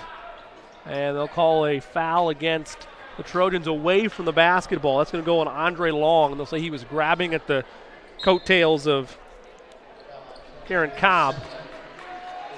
It'll be his second. Edreese Redmond has taken a seat for the Trojans. A well-deserved breather for him. Forcing the issue. Cobb gets it off the inbound, forced it off the block. Won't go. Chasing it down is Cobb, but the Trojans will come up with it. Woods almost got away with a carry. They'll force the issue. Uncontested three was passed on there by Semler. Almost had a chance for Heritage to get a 50-50 ball there. He'll leave it to Woods. No hesitation this time on that triple by Durham. Missed off the mark, though. Here come the Eagles. Noah Johnson almost carried. Forced it inside. First look we've really seen from Kay tonight, and that pass had no chance. It's a foot race. The layup is good. Forcing the issue. That time was Matthew Semler. 59-23. It's been blown open to 36 with under 2 to go in the third. Semler's got 4 points on the night now, and we are, you're right, under 2 minutes. And well, I don't know what answer you got now, Jimmy. Okay, inside. His first real look. A lot of contact. They say play on. Bodies everywhere. Here come the Trojans. Mastrian sees some daylight. Forces the issue. Offensive foul. 2 Eagles were there to take the charge. We'll give it to Cobb. Though it should be noted, a little nod of the head to Noah Johnson, the junior also there, but Cobb took the brunt of that, it looked like. So with $1:34 to go in the quarter and a 36-point deficit, the Eagles will have the basketball after that charge that was taken by Cobb. Mastron's got 4 fouls now, so I'm assuming, and I assumed right. He's coming out of the ball game. That's 10 points there for you. $1:30 to go in the quarter.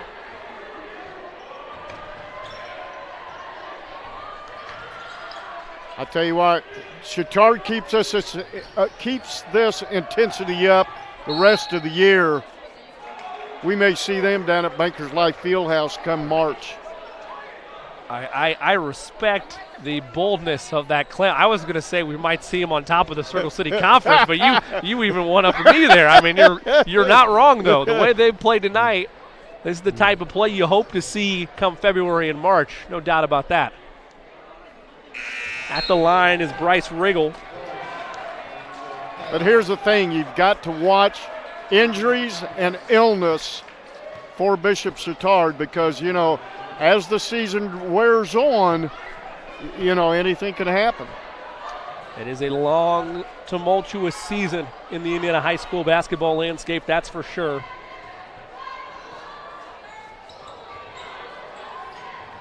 Rebound taken by the Trojans off the missed free throw. Extra pass, that time to Roseman. Gives to Carter, kick in the corner, all alone, 3 in the air, 3 off the mark, and a loose ball foul. That's going to be called against the Trojans. I believe that'll be Augie Durham. No, excuse me, they'll instead, I believe, put that on Matthew Semler. That's his third.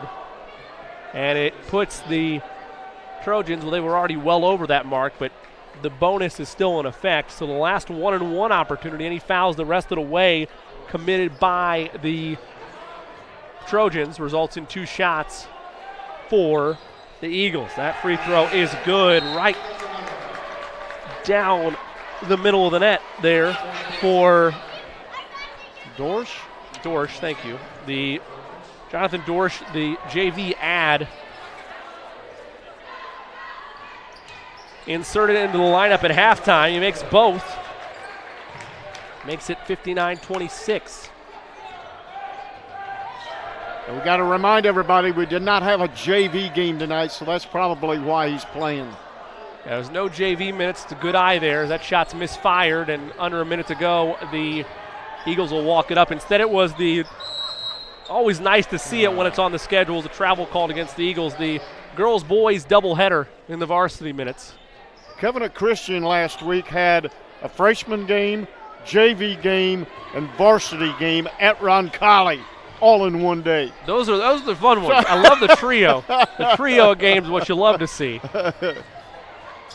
Up and under move. It's down. Wow. Noah Carter showing off the fancy circus shot. The lead up to 35. Getting closer towards a pocket steal. We'll hold that thought. Up ahead, St. John hesitates. Got it to go. Wow. That is the largest lead of the game. It's now surpassed it. It's at 37 with 10 seconds to go in this third quarter. And, the Bishop Chatard still got the pedal to the metal, buddy. There's still. Riggle forced it, won't go. 8/10 left in the quarter, and I'm curious to see if Chatard's going to try to just sling one up there, if they're going to just inbound it and end this quarter calmly. I can call timeout. Quick 30-second timeout with 8/10 of a second. Come on, man. Well, Coach, let's dive a little bit deeper briefly. So we talked about that first quarter.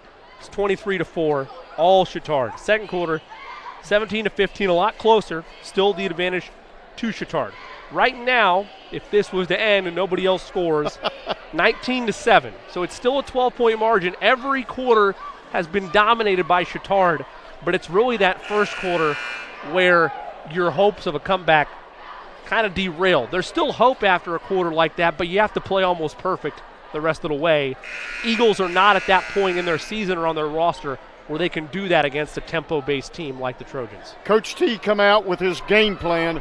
We're going to start fast. We're going to get the big lead. Like you said, Jimmy, that's what they've done. And they have not looked back since. That will force the issue as Dorsch is there to knock that away and end that third quarter of play. We mentioned in a 19-7 quarter by the Trojans of Bishop Chatard boost their lead all the way up to 63-26. 37 points the margin. Final quarter up next. You're watching high school basketball on Indian SRN. Life Centers offers love and compassion to all women and men who come through our 8 centers. The goal of this love and compassion is that we would not only save babies from abortion, but also transform lives and create families. The forms of this love and compassion are our services. All of our services are offered free of charge to our clients. To learn more about Life Centers, contact us at lifecenters.com or call us at 317-280-2635. Life Centers. We choose compassion.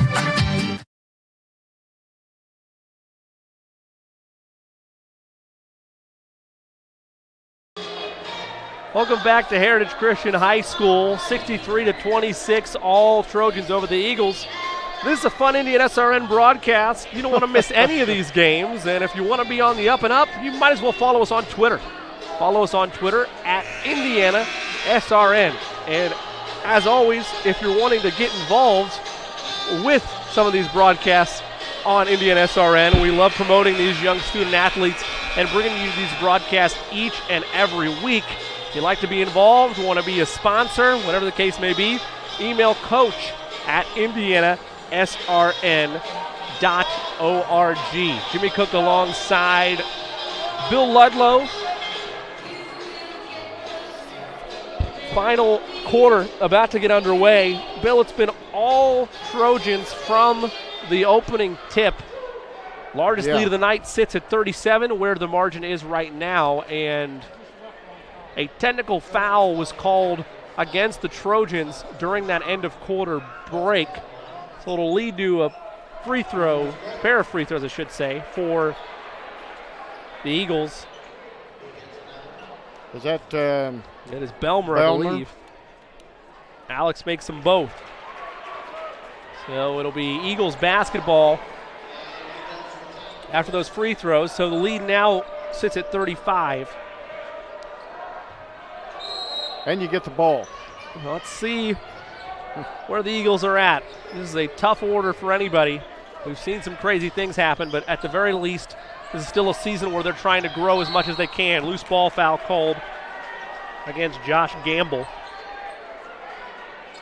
You know, if you're Coach Jackson, what you can do right now, teaching moments right here for these young ball players. You're down big. Let's do some coaching right here. The Eagles know that there's going to be rough spots throughout the season, but they have a lot of talent on this roster. They're very young. Their best basketball days are ahead of them, whether it's this season or the years to come. There's a lot of foundational pieces there. In a margin like this, sure, you'll play your butts off and hope you're able to come back, but even if you're not, Bill, it's a great way to put it. It's a great teaching and coaching moment This is where I talked to Coach about it in the Park Tudor game. If you're looking back on film as a nice drive is misfired by the Trojans, they'll keep the basketball, though, after the rebound.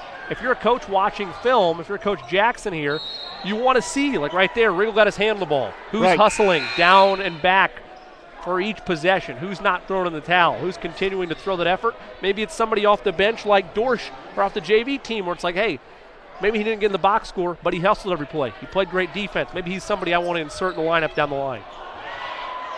And they forced a turnover. Riggle gets that steal as he controls and forced it to Belmer. Back to Wiggins, finds a man in the corner. It's Belt for three. Got it.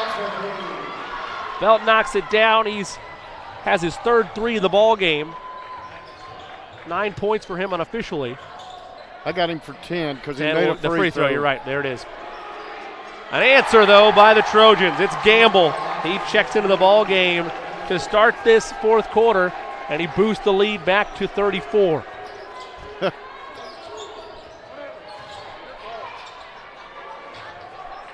Belt to Riggle.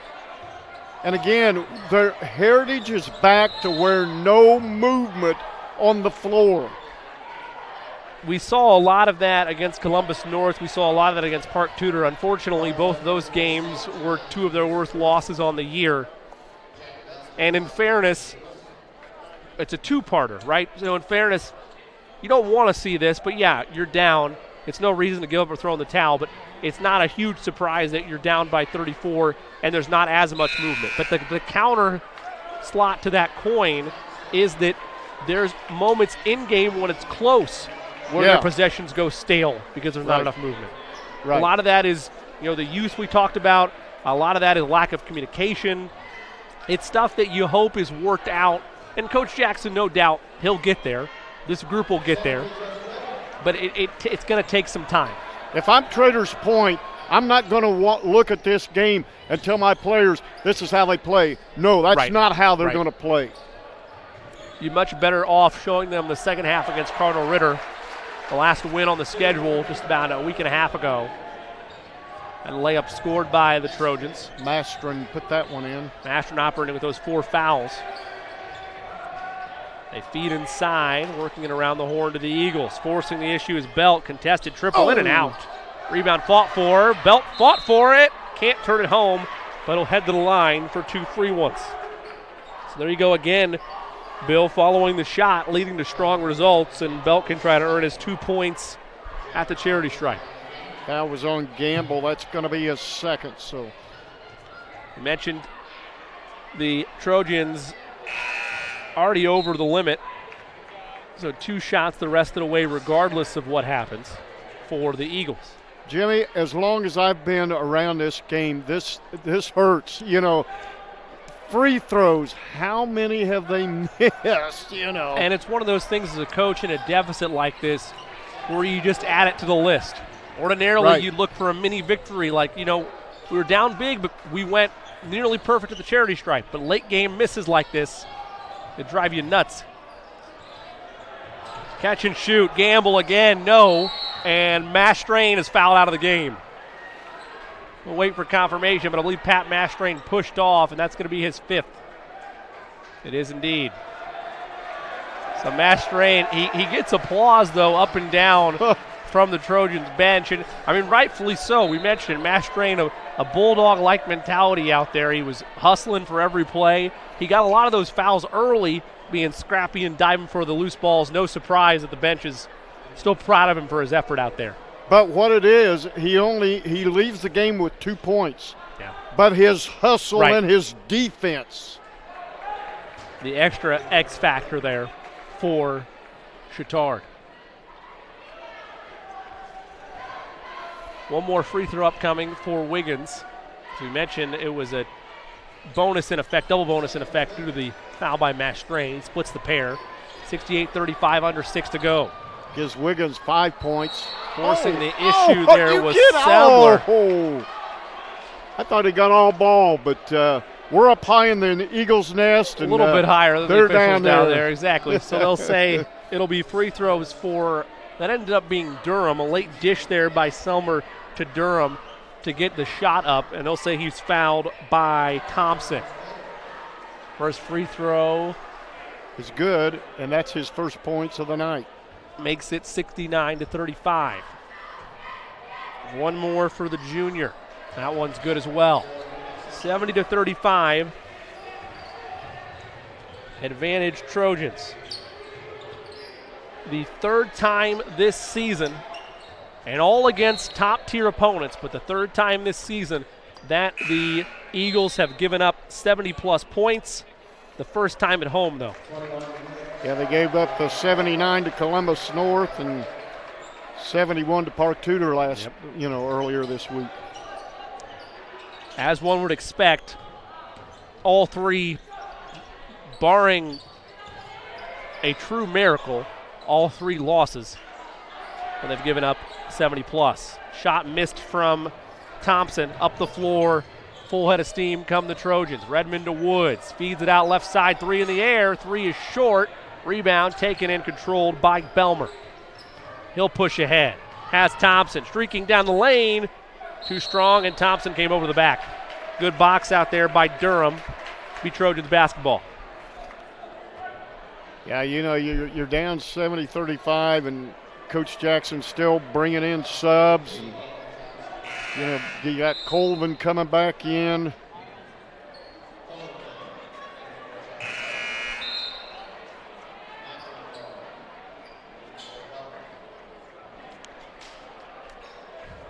So they dug the hole early there, Jimmy, yep. And they just didn't have an answer.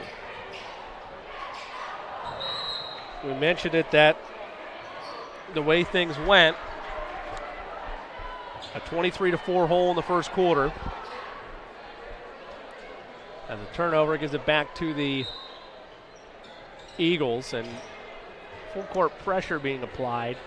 A little bit. They'll break it off now, just go back to the traditional man. Trojans really not letting a single foot off the gas. Wiggins gives to Thompson. Back inside. Andrew bullies around. Thompson the board, and did he go over the back again? No, this time they'll say he was whacked. I believe that was Durham there. Let's see. It is Durham. And it'll be more chances for free points with the clock stopped. 4:42 to go in this fourth quarter. Coach, here's a just topic for you, and it's no, I don't want this to come off as disrespectful at all to either of the teams on the floor, but I know that you were just as involved as the next man in the chatter around the IHSAA. This season in football, what was probably the best rule that was installed that helped the pace of play of the game? Wow. To me, it was the addition of running clock in the second half when you're up by a certain margin. Right. Do you think that's ever going to creep in around here on the hardwood? I think it's necessary. I think it has. Yeah. I thought I've seen it a couple of times this year already, but I don't know what the mark is if it is, because what are we at? 37 right now? Right now it should be, I would think, right, the running clock. Force inside. Thompson missed the layup. And the Trojans will hold. I missed a basket down there by Bishop Chatard. I don't know who hit that last shot for them. I distracted you. My intense questions. Wow. That three rattled in and out and back in for Long. It's a 40-point advantage, largest of the night.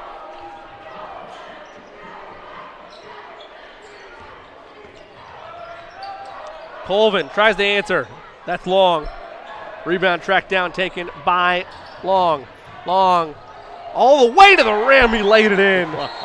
And a timeout taken by Bishop Chatard. See if it's a full or a 30.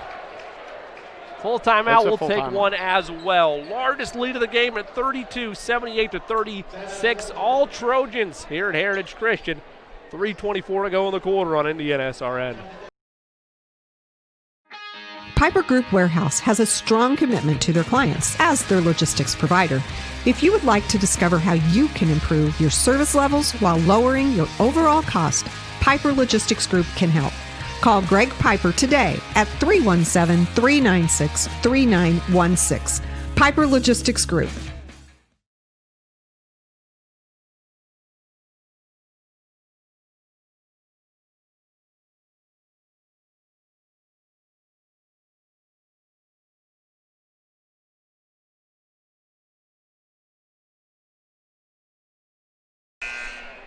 Welcome back to Heritage Christian High School.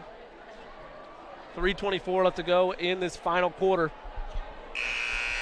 All Trojans here from Heritage Christian High School. Jimmy Cook alongside Bill Ludlow. Bill, the fight has been there.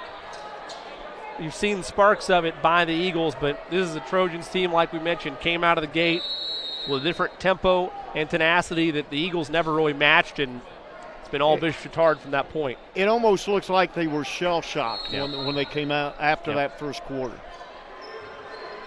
And you just, these young fellas like this, they get like that. Sometimes it's hard to pull them back, and get them back in the ball game. Thompson tried to lay it up there, but he drew some contact. I'm not sure. Actually, no, I am sure. I'm willing to bet my life that there's not one in play. And of course, I'm referring back to the running clock, because this would be a situation where it'd be happening, up 42. And there's not one. So that was the main. I kind of talked to this to Coach against the Park Tudor game, where there's got to be a threshold, I think, where it happens, because you're not helping any kids by just fouling and going back and forth if it's going to interrupt the pace of play that's here, because you want to get minutes and see where everybody's at. But if you're just fouling constantly and the clock's stopping, you're just extending the game out and wearing the players out in the process. That's almost an over and back, indeed it is. And it was. Yeah, I kind of agree with you. If we had a running clock now, we'd probably be done with this ball game. Right. And you probably wouldn't have seen it hit new marks of its largest lead of the game, which right now it's at 42. That three-pointer rattles out. Wiggins, a big man's board, and one. Andrew Wiggins skying high for that rebound. Put it off the glass and in, and a chance for an old-fashioned three-point play. And the foul was on McNeils. That's going to be his first. Free throw is good, makes it 78-40. Hesitation out front by Roseman, almost shuffled the feet. They get it ahead to Semler, who scores. Semler gets it to go, push the lead back to 40. Another timeout. If it's a full, we'll take our final break. If it's a 30, we'll stay here. It's a 30-second timeout. We'll keep it here. So 2:34 to go in this ball game. We mentioned it's all Trojans, as it's been throughout. As we take a look at the upcoming schedule for both these teams, Bill already alluded to it. It'll be a December 17th matchup for the Eagles. They will travel to 1A Traders Point. That's a 7:30 tilt. Meanwhile, for the Trojans, next up for them is a week from tonight, the 7:30 match against Oldenburg Academy on the road. So both these ball clubs were going to have to pack those suitcases and take a little road trip. Exactly. Especially the Trojans going all the way over to Oldenburg Academy. And the Trojans in the midst of a 3-game road trip. After that, 3 days later, they'll take on Shortridge on the road as well. Well, here we go. Let's see what kind of answer to this last 2:30. Yep. Coach Jackson trying to see what he's got within his reserves, and it's a turnover over there. I completely lost track of the turnovers, Jimmy. At halftime, I believe I said they were 8 apiece, but that's quite all right. It started to get the pace started to take a new level in this second half. Bodies all over the deck to try to force a jump ball. Finally, the officials say it will, and the arrow will go to will send it the way of the Eagles, as Bill mentions there. Well, we want to remind you whenever we get an opportunity to that since we are in the midst of the high school basketball season, There is plenty of action all across the Indiana SRN family of networks. If you want to get that full schedule, you can always follow us on Twitter, like us on Facebook, or go straight to the source, indianasrn.org. Loose ball on the deck. It'll be kicked out of bounds. They'll say it'll be last touched by the Trojans, so the Eagles will keep it as we're under 2 minutes left in this ball game. They tried to get the ball down low to Wiggins. Kind of been their message all night. They tried to get it down to Kay and Wiggins early, and for the most they got part. him down there, but what I didn't like was the way he handled the ball. He kept it too low. The defender was able to knock it away, but fortunately it went off of a Trojan. So foul was on Gamble. And they're in the penalty, so it'll be 2 free throws for the Eagles. First one off the mark by Cobb. I don't mean to put Bill on the spot, but as I'm cheating on my phone here on Twitter, I did find out the quick reminder. Myself, if you're interested in following me along in the Indiana SRN family of networks, I'll be on the call tomorrow night where the leading team, by virtue of playing one of the only games played in the Circle City Conference, the Guerin Catholic Golden Eagles, they will host the Muncie Central Bearcats. It'll be a 7:30 tip, pregame at 7:15 on Indiana SRN tomorrow night. So the slate continuing to grow and be active, as one would expect, getting towards the meat of the basketball season. Nice layup hit there. That was made by number 42, Tim McNeil. His first basket of the game, getting in here at the end of things, and much to the delight of the Bishop Chatard faithful in attendance. Well, you know, in my scorebook, I had room for maybe 16 players, and then when I looked at Bishop Chatard's roster, it's like, where am I going to put these guys? You know, so I just split them in half, kind of. Got to double it up. First shot was no good by Cobb. Cobb split his last trip to the line as well. He'll have one more upcoming. The lead's been as high as 41, which is where it's at right now. It'll stay that way. 82-41. $1 and change left to go in this final quarter. Offensive foul. A Euro step gone wrong there for the Trojans. Offensive foul, as Bill mentions, taken by the Eagles. Selmer. It's his 4th. Eagles will have the basketball. And you know what?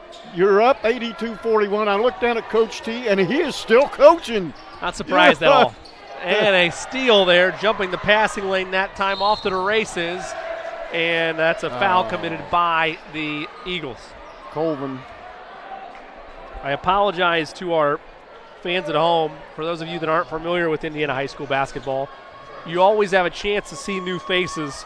And the way these programs are printed, there's a chance that there's somebody that wasn't in the book that gets thrown into the mix of things. Number 54 at the line. Coach, do you have a 54 on your sheet of rosters? No, I do not, sir. So I don't either. So props to you, young man, there with 1:05 to go. You made both free throws. Extends this lead to 43. Largest of the night. Under a minute to go. Just take care of the ball there, Heritage, and live to fight another day. Yep. Steal forced that time by Semler. And let's see if the Trojans still look to push. You have a lot of young faces there looking for their name in the paper tomorrow or on the various websites that cover high school basketball. That one goes to Tim McNeil. He's got 4 now. It's ballooned to 45. 3 in the air. 3 through the bottom of the net. Asher Thompson sees one drop. His first 3 of the game. Gives him 4 points. He had a free throw earlier. The answer, it's down. Why not? Augie Durham. I like that name, Augie. It's good stuff. Come on now. Got some zip on it. Final 5 seconds. Colvin to the rim, lays it up there, lays it in. And that will wrap it up and put it in the cooler. A absolute shellacking by the Bishop Chatard Trojans. They respond for their second straight win on the season and improve to 2-1 on the back of what was a 23-4 first quarter. They never look back. They never trail. And they get this victory 89-46. Bill, we mentioned upcoming for both these teams. For the Trojans, they'll next face off next Friday night on the road against Oldenburg Academy. And then for Heritage Christian, it's a pretty quick turnaround just 4 days from now, where they will travel to take on Traders Point. Obviously, two different mindsets given the outcome tonight, but what's the message got to be from both these teams going forward? You know, if you're Coach T, you just got to keep the pedal on the metal there, you know, and continue to do this against an Oldenburg Academy ball club. If you're Coach Jackson, we got a little work we got to do. I have seen Traders Point Christian once this year, and their bench is kind of thin right now. So if you're Heritage, I'd come out and I'd try to do what Bishop Chatard did to you tonight at Traders Point. You know, and I think they can accomplish that at Traders Point against a very good Craig Cox coached ball club. There are levels for success throughout this schedule, no doubt about that for Heritage Christian, but they've got to quickly put this one behind them. It should be noted before we step away, it's now the 7th consecutive meeting between these two schools where a road team gets a victory, a trend that will continue into next year. Again, our final here, 89-46, Bishop Chatard victorious over Heritage Christian. Want to thank our entire staff and crew this evening. Also want to send thoughts and prayers as well to Keith and Debbie Myers. We know that Debbie is still battling herself. We are sending our prayers and thoughts to her, and we hope that Coach is doing all right and is able to get back into the thick of things, and hopefully we mentioned to see Debbie back here alongside us as well here shortly. So thoughts and prayers to them. And for the rest of this high school basketball weekend, we remind you to be sure to go to indianasrn.org for all the latest broadcasts upcoming as a full slate of games to take place this weekend. Again, for our entire crew and my partner tonight, Bill Ludlow, our final from Heritage Christian High School, Bishop Chatard 89, Heritage Christian 46. Until we talk to you tomorrow night around the state of Indiana, this is Jimmy Cook saying so long, everybody.